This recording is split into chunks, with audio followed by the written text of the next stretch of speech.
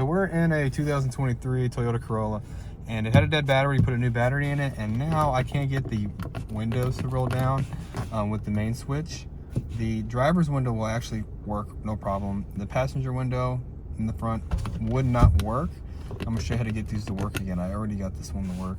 To get the back ones to work, what you're gonna have to do is go to each switch. Go ahead and press the button down all the way and hold it down for 5 seconds. 1, 2, 3, 4, 5, let go, and up all the way for 5 seconds. 1, 2, 3, 4. So you'll notice that the auto function will work now with the window. What we did is we programmed the auto function. And once you do that, the button should work now. Okay, so you can hear it back there. All right, so you have to do that with every window to make it work.